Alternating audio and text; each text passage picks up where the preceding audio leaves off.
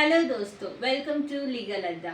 मैं आप सभी के सामने आपकी स्मृति आईपीसी के सेक्शन 1 के बारे में आज आप सभी को बताने जा रही हूँ। तो आखिर ये कहता क्या है? आईपीसी का मतलब होता है इंडियन पैनल कोड, जो कि एक क्रिमिनल लॉ है और हमारे क्रिमिनल जस्टिस सिस्टम का सबसे ज़्यादा इम्पॉर्टेंट और फाउंडेशन और बेस भी हम इसे कह सकते हैं। जब कहीं पे कोई मर्डर, चोरी, डकैती जैसी काम चीज़ें होती हैं तो उसका ट्रीटमेंट हम कैसे करते हैं? इसी क्रिमिनल लॉ आईपीसी के अंतर्गत करते हैं। और आज जो ये डेफिनेशन होगा वो जनरल थ्योरी के बारे में नहीं होगा, बल्कि एक सिंपल और इंटरेस्टिंग वे में आज मैं आपको बताऊंगी। साथ ही साथ एक केस स्टडी के बारे में बात करूंगी। केस स्टडी क्या? सबसे पहले तो हम केस स्टडी जान लेते हैं कि किस हिसाब से क्या चीज़ें हमारे देश में चल रही थी और आज चल रही हैं। तो ये केस है state of Jammu Kashmir versus doctor Kazim Fakhtu का। आपने इनका नाम जरूर सुना होगा। ये एक सेपरेटिस्ट थे जिन्हें अक्यूज पाया गया था टेररिस्ट एक्टिविटी और टेररिज्म से रिलेटेड।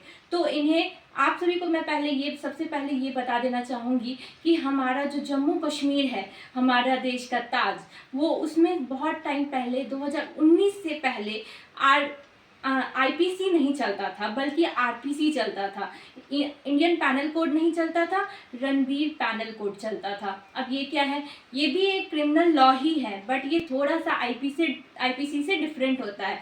ऐसा क्यों कि जम्मू कश्मीर में अलग, बाकी स्टेट्स में अलग? ऐसा इसलिए क्योंकि कुछ स्टेट्स हमारी कंट्री के ऐसे थे जिसमें स्पेशल स्टेटस दिया जाता था कुछ चीज़ों के कारण से।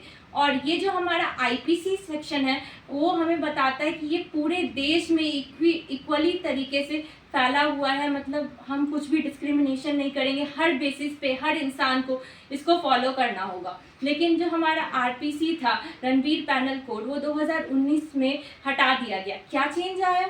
चेंज ये आया कि उस समय में सेक्शन 370, आर्टिकल 370 के अंतर्गत इसे हटा दिया गया और जम्मू कश्मीर के साथ साथ बाकी सारी स्टेट्स में इक्वल लॉ ला दिया गया। यानी अब हर जगह आईपीसी होगा। तो हम डॉक्टर काजिम फख्तू की बात कर रहे थे, तो उन्होंने क्या किया? उन्हें जो है आरपीसी के अंतर्गत ट्रीट किया गया।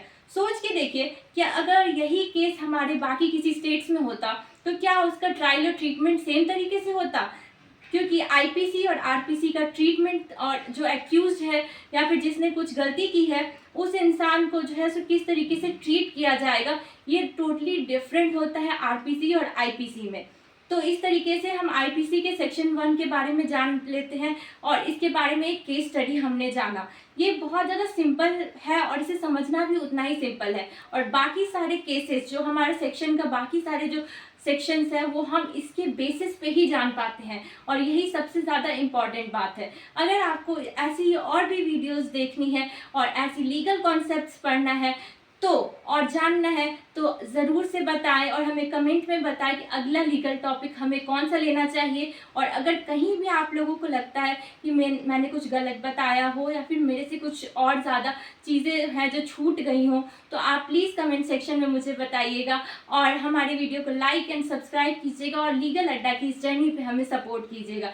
सावधान रहे, सतर्क रहे और लीगल चीज़ें सीखते रहें। धन्यवाद और जल्दी से अगले वीडियो का इंतज़ार करें। हम अगले वीडियो में एक और नए से अच्छे से कॉन्सेप्ट को लेकर के आएंगे। और पहला तो हमारा आईपीसी सेक्शन 1 का बात हो गया है। अब हम सेक्शन 2, सेक्शन 3 और भी जितने सेक्शंस हैं उसके बारे में हम बात करेंगे, उसे बाइफरगेट करेंगे और डिफरेंस हम देखेंगे कि किसके बीच में क्या डिफरेंसेस हैं। और केस स्टडीज़ जानेंगे कि बहुत सारी केस, हमारा जो कंट्री है वो बहुत ही ज़्यादा डाइवर्स है और बहुत सारी केसेस 160 साल से, आप विश्वास नहीं करेंगे कि पिछले 160 सालों से ज़्यादा से हमारा इंडियन पैनल कोड फंक्शन कर रहा है। इसे किसने लाया था? लॉर्ड मैकॉली और उसकी टीम ने इसे लाया था। ये बाकी फॉरेन कंट्रीज से इंस्पिरेशन लेके बना है, ना कि उनका एक कॉपी है।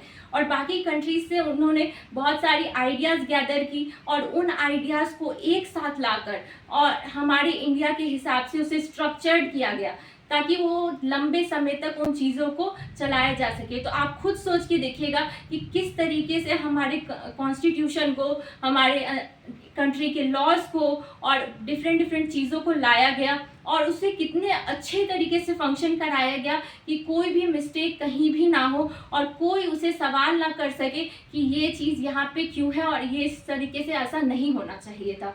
तो सबसे बड़ा बात यही है कि अपने कंट्री के बारे में जानते रहे। बहुत सारे लीगल क्यूरियस पीपल हैं, प्रोफेशनल्स हैं, स्टूडेंट्स हैं जो ये इन सब टॉपिक्स के बारे में जानना चाहते हैं। चलिए साथ में पढ़ते हैं, साथ में जानते हैं और समझते हैं कि हमारे देश में आसपास की सभी चीज़ों में क्या क्या चीज़ें चल रही हैं और थोड़ा लीगली सोचते हैं। Legal thought with legal mind. Thank you.